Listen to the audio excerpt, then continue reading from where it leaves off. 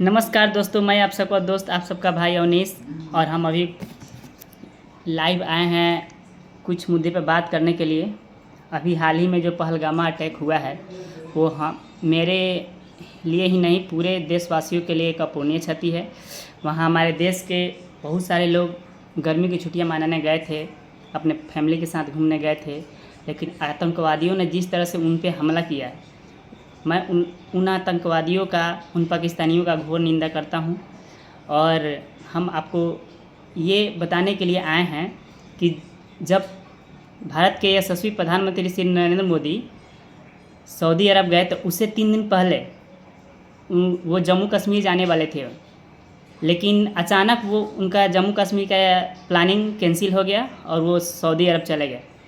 अब social media पर यह सवाल उठ रहा है कि वो अचानक अपना प्लान कैंसिल क्यों कर दिए और सऊदी अरब क्यों चले गए। जैसे ही अटैक हुआ उसके बाद सऊदी अरब से वो वहाँ सारा जो भी प्लानिंग करने गए थे वो प्लानिंग स्थगित कर फिर वापस आ गए।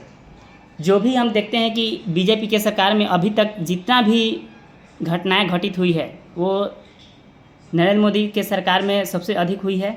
उसके पहले तो देश में कांग्रेस की भी सरकार थी, बीजेपी की सरकार थी, लेकिन सबसे पहले मैं आप लोग को ये बताना चाहता हूँ कि कचालू अटैक बीजेपी के सरकार में हुआ, सांसद अटैक बीजेपी के सरकार में हुआ, उरी अटैक बीजेपी के सरकार में हुआ, कंधार हाईजैक बीजेपी के सरकार में हुआ, पुलवामा अटैक बीजेपी के सरकार में हुआ, अमरनाथ अटैक बीजेपी के सरकार में हुआ, पठानकोट, गोधार कांड, अक्षरधाम कांड, कारगिल अटैक, पहलगाम का अटैक, ये सब माननीय प्रधानमंत्री नरेंद्र मोदी जी के सरकार में हुआ है।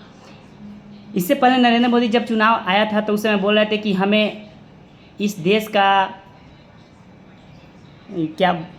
का चौकीदार चुनिए आप लोग, हम चौकीदार बनकर इस देश की रक्षा करेंगे। तो जब इतना सारे घटनाएं घट रही है तो आखिर ये चौकीदार है कहाँ? आखिर ये चौकीदार मौन क्यों बैठा हुआ है?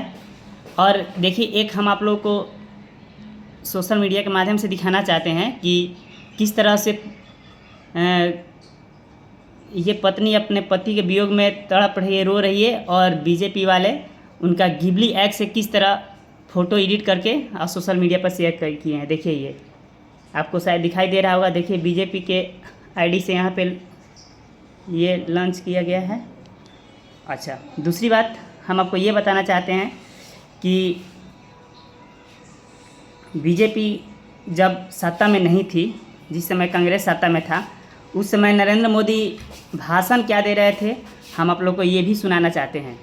देखिए, ये नेता लोग अपनी कुर्सी के लिए किस तरह लंबी लंबी बातें छोड़ते हैं। देखिए, ये जो आतंकवादी है, ये नक्सलवादी है, उनके पास शस्त्र और बारूद कहां से आता है?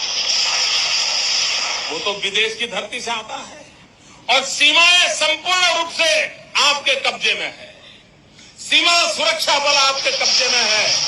मैंने उनको दूसरा सवाल पूछा, हमने कहा आतंकवादियों के पास धन आता है, हवाले से आता है, पूरा मनी ट्रांजैक्शन का कारोबार भारत सरकार के कब्जे में है, आरबीआई के अंडर में है, बैंकों के माध्यम से होता है।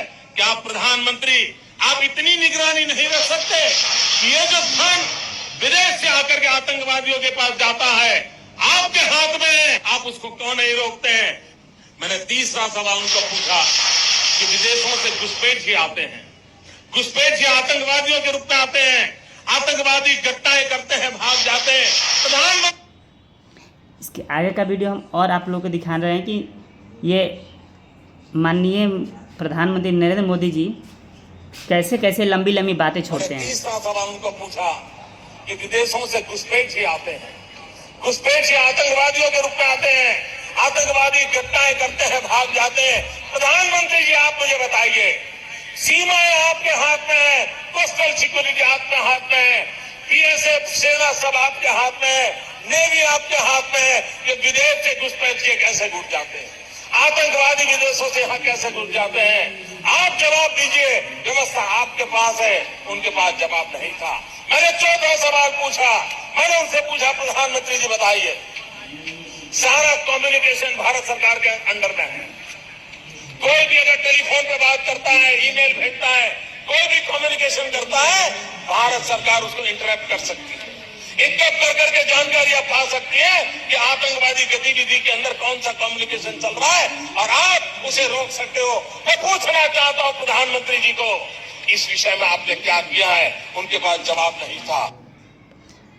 दोस्त लोग, अब आप ही बताइए कि जब सब चीज़ सरकार के हाथों में है तो ये फिर आतंकवादी लोग भारत में घुस कैसे जाते हैं? उनके पास गोला बारूद कैसे आता है? ये क्या पूछने वाली सवाल नहीं है? मैं माननीय प्रधानमंत्री नरेंद्र मोदी जी से पूछना चाहता हूँ कि जब आप चौकीदार हैं, इस देश की देखरेख आप ही के हाथों में है, तो फिर वो आतंकवादियों के द्वारा भारत में घुसपैठ कैसे हो रहा है? बम गोला बारूद ये सब कैसे आ जा रहा है? जो पुलवामा अटैक हुआ था उस समय भी आप ही की सरकार थी, आप कहाँ थे कि वो लोग आके यहाँ के नौजवान सैनिकों को मारकर चले गए? इस समय वही हाल है, जहाँ ये घटना हुआ है वहाँ एक भी सैनिक नहीं थे। आप केवल अपनी कुर्सी बचाने के चक्कर में लगे हुए हैं। आपको जब सऊदी अरब से आए तो आपको जम्मू कश्मीर जाना चाहिए था, ना कि आपको बिहार में आकर अपनी रैली करने चाहिए था। आपको सिर्फ अपने कुर्सी से मतलब है। इस देश की जनता चाहे भाड़ में जाए, कुछ भी हो जाए, उससे आपको मतलब नहीं है। बस अपनी वाहवाही के लिए यहाँ से आके लगाते हैं कि हम दुश्मनों को छोड़ेंगे नहीं। अरे भाई, यहाँ आके अब बिहार में आके लगाने से थोड़ी ना होगा, आपको वहाँ जाके बोलना चाहिए। आप सत्ता में हैं, आप जब कुछ नहीं करेंगे तो क्या होगा? आप बोल रहे हैं कि सिंधु समझौता जो 1960 में हुआ था उसको हम रोक दिए हैं। रोकने से क्या होगा? आप सिंधु नदी का पानी पाकिस्तान में नहीं जाने देंगे, उसके लिए तो आपको यहाँ पे बांध बनवाना होगा ना। फिर जब बड़े बड़े बांध बनवाएंगे, यहाँ का पानी वहाँ नहीं जाएगा, तो पाकिस्तान ऐसे भी इतनी गर्मी पड़ रही है, गर्मी में भूखे मरेगा। और जब बारिश आएगा, बारिश में आप पानी छोड़ दीजिए, पानी से वो सब और तबाह हो जाएगा। लेकिन आपको ये सब सूझ नहीं रही है। आपको सूझ रही है कि मेरा बिहार में सत्ता कैसे है। जहाँ जहाँ आपकी सरकार नहीं है, जिस राज्य में उस राज्य में आप जाके लंबी लंबी बातें हाँक रहे हैं। जहाँ आपका दाल गड़ गया है वहाँ कुछ नहीं बोलते हैं, लेकिन जिस राज्य में आपकी सरकार नहीं है वहाँ आप आकर भाषण देते हैं, वोट के समय में लंबी लंबी बातें बोलते हैं, जनता को उलूल जुलूल बातें कह के अपनी बातों में फंसा लेते हैं। लेकिन अब जनता मूर्ख नहीं है, अब जनता जाग चुकी है।